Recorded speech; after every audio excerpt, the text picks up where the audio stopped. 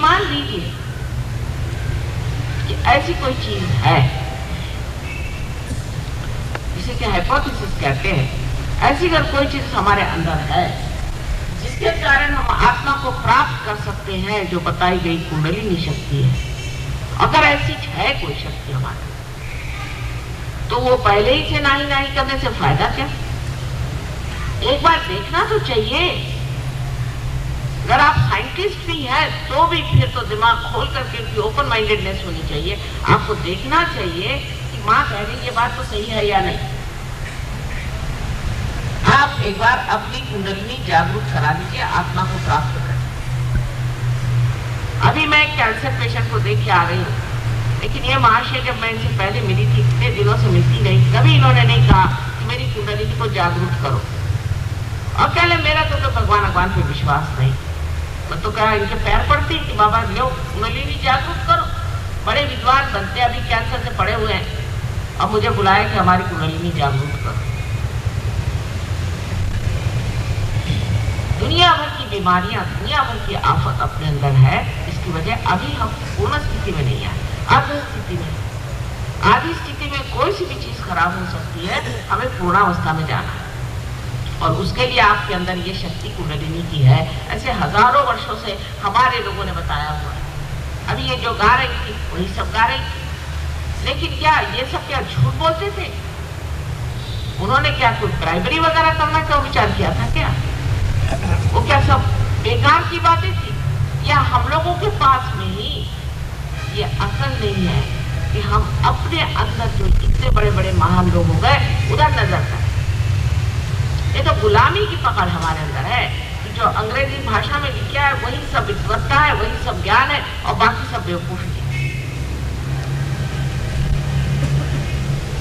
कम से कम हमारे इस देश की जो धरोहर है, जो हेरिटेज है, उसकी ओर नजर करें तो आपको पता चलेगा कि इस देश में सिर्फ इस महाराष्ट्र में ही न जाने ये संत साधु होगा, और सब एक ही बात कहते हैं।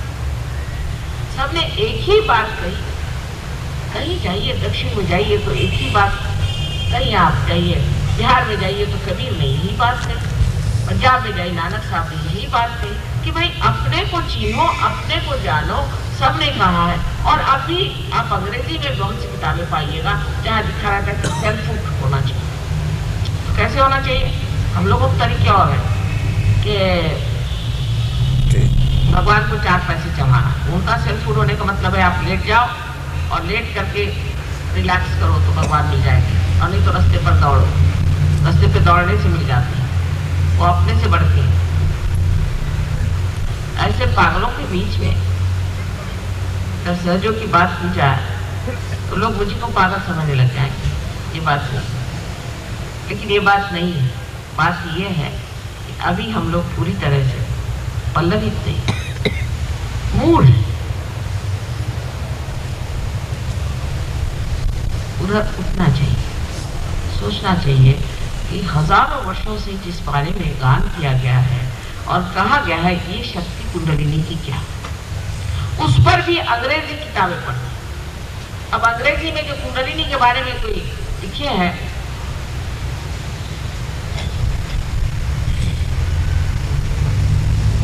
वो इतनी गलत बातें हैं कि वो उसमें सत्य जरा सा भी नहीं। एक साथ तो लिखते कि कुंडलिनी पेट में होती, मैंने कहा आपके सर में होगी। इस तरह की बेवकूफी की बातें सारी लिखी, जिनको संस्कृत का कोई ज्ञान नहीं था, जिन्होंने अंदर जाकर के देखा नहीं थी। जहां वो कहते थे गणपति मूलाधार पे बैठा हुआ है, और यही गणपति जो है ये अपनी अबोधिता के कारण, इनोसेंस के कारण हमारी शुद्धता बनाता है। ये तो लिखा हुआ है, लेकिन उसका अनर्थ इतना किया गया कि लोग फ्रॉइड के पास पहुंच गए। ये हमारे अकल वाले लोगों का काम है। इसे मैं शुद्ध बुद्धि नहीं कहूँगी, ये प्योर इंटेलिजेंस नहीं है, ये नॉनसेंस है। क्योंकि अंग्रेजों ने कुछ लिख दिया, क्योंकि अमेरिकन ने कुछ लिख दिया, क्योंकि फलानी किताब मैंने पढ़ ली, इसलिए ये बात को मैं मानता हूं। आपने उसका अनुभव लिया है? आपने क्या अपने आत्मा का अनुभव लिया है?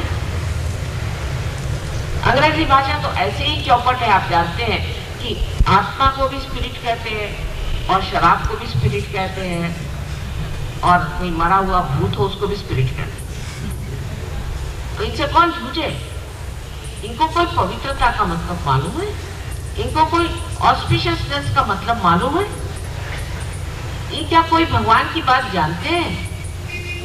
इनसे कौन झूठे और कौन बताए? और आप लोग उन्हीं को जाकर बुलाइए, अपने बुद्धि को मानेंगे। आपके बुद्धि से आप जिस खाई में ये पड़े उसी खाई में जाके गिरे।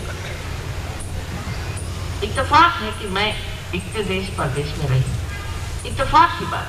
मैं कभी नहीं समझ सकती थी कि इंसान इतना गिर सकता है, इतना गया बीता हो सकता है और बुद्धि का भ्रम इतना उसके अंदर है और इतना जबरदस्त अहंकार कि जिसे कहते हैं जो चीज गलत है, जो बिल्कुल ही अपवित्र है, जो अधार्मिक है, उसी को धर्म समझ लेना, उसी में रत रहना, उसी में समय बर्बाद। आत्मा का तत्व हमारे अंदर निश्चल रहता है, हिलता नहीं, और वो क्षेत्र को जानता है, वो सब जानता है। जब तक हमारा चित्त आत्मा से आलोकित नहीं होता है तब तक उसमें चल भी चलता है। पर जैसे ही आत्मा से आलोकित हो जाता है वैसे ही आनंद की लहरियां, सौंदर्य लहरियां जिसका वर्णन किया गया, बहना शुरू, हाथ से बहना शुरू होता है। वहां शब्द इस्तेमाल करते हैं वाइब्रेशन, वो करते हैं, लेकिन वाइब्रेशंस का मतलब क्या? वाइब्रेशंस मैंने कोई भी चीज हिली उसका नाम वाइब्रेशन थोड़ी है।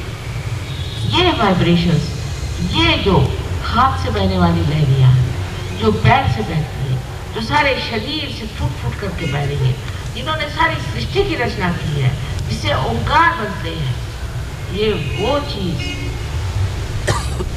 जिसने कि सारे ब्रह्मांड में अपना राज्य प्रस्थापित किया हुआ है, ये वो चीज जो कि हर एक चीज का तत्व है, जो ईथर का भी तत्व है, जिसे कि आज आप ब्रॉडकास्टिंग करते हो, ईथर का भी वो तत्व है, सारे पंच तत्वों का वो तत्व है। उस तत्व का जो अधिष्ठा है, उसका जो राजा है, वो आत्मा आपके हृदय में बसता है। पूर्व जन्म के अनेक पुण्यों की वजह से इस पुण्यवान भूमि में आपका जन्म हुआ, लेकिन इस जन्म में न जाने क्या हो गया है कि अच्छे भले लोग दुनिया से दूर न जाने किस गलत रास्ते पर चले जाते हैं। इसको मैं ये नहीं कहूंगी कि हम लोगों पे दूसरों का राज्य रहा या कोई हमारी कमी रही, या हमारे यहाँ भी पंडितों ने और ब्राह्मणों ने और तरह के जो ऐसे लोग जो पैसा कमा रहे धर्म के नाम पे, अनेक हमारे अंदर भ्रम मानते, लेकिन वो भ्रम डाल भी दिए हैं तो हमको देखना तो चाहिए। धर्म के नाम पे अत्यंत अत्याचार हुए मान, इसलिए बहुत से लोग कहते हैं भगवान पे विश्वास नहीं करते, लेकिन जो सत्य है उसको पाने की ओर हमारी दृष्टि होनी ही पड़ेगी। आज ऐसा समय है कि इस समय अगर आप चूक गए तो न जाने किस संकट में आप फंस जाइए। इधर कैंसर खड़ा है, उधर में भूखमारी पड़ी हुई है, उधर में आतंक पड़ा हुआ है, दुनिया भर के हाहाकार चारों तरफ है। इस वक्त कमल जैसे जब तक आप इस कीचड़ से बाहर नहीं निकलेंगे और कोई तरीका आपके पास नहीं है, और वो निकलने का तरीका आप अपनी बुद्धि से नहीं लगा सकते। बुद्धि से परे परमात्मा का जो अनंत आशीर्वाद हमारे अंदर आत्मा स्वरूप है, उसी से आप पा सकते, और आपके अंदर ये आत्मा विराजमान है। पहली बात, उसको प्राप्त करने की शक्ति आपके अंदर है और वो सहज ही होती है, लेकिन बुद्धि इसको मानती है। और बुद्धि का दूसरा भी एक लगाव है बड़ा भारी, जहां हम अटक जाते हैं। वो ये कि लोग कहते हैं कि माता जी ये आप ही क्यों करते हैं। मैंने कहा भाई आप करो, बड़ा अच्छा, मैं तो घर बैठा। आज सवेरे से मेहनत करते करते किसी तरह से यहाँ पहुंचे, लेकिन पहुंच गए क्योंकि आप लोग चाहते हैं कि आपका आत्म साक्षात्कार। पर ऐसे भी लोग हैं वो सोचते हैं कि नहीं माता जी तो भाई आपसे कोई हमारा लेना देना नहीं, आपसे हमें कोई पैसा नहीं चाहिए, हम आपको आप हमें देंगे, हम तो यहाँ देने को बैठे हैं, आपको हम दे नहीं सकते, कुछ भी नहीं दे। पहला हिसाब लगा।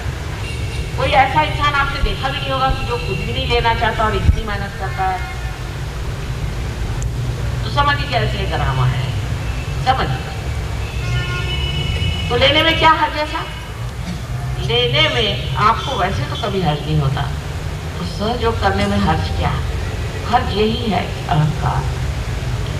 बुद्धि के ऊपर एक अहंकार ऐसा जड़ता से बैठा हुआ है, और वो भी है ये जो सुशिक्षितता है, उस बड़ी बड़ी पंडित मूर्ख है जो कबीरदास जी ने कहा था, वो आप आजकल देखेंगे, और ये महामूर्खता का लक्षण है। और वही आज आप देख सकते हैं कि सब कुछ होते हुए भी आज वो समाज सहयोग को प्राप्त कर रहा है जो देहातों में रहता है। चिट्ठी आती है, हम तो आनंद के सागर में तैर रहे हैं, माँ हमने तो हमको सब कुछ दे दिया, सस्य श्यामलाम भूमि में हमारी खेती लहरा रही है, सुंदर, हमसे कुछ करते नहीं, सब अपने आप हो रहा है, परमात्मा वास्तव काम कर रहे हैं, सब तुकाराम बन गए।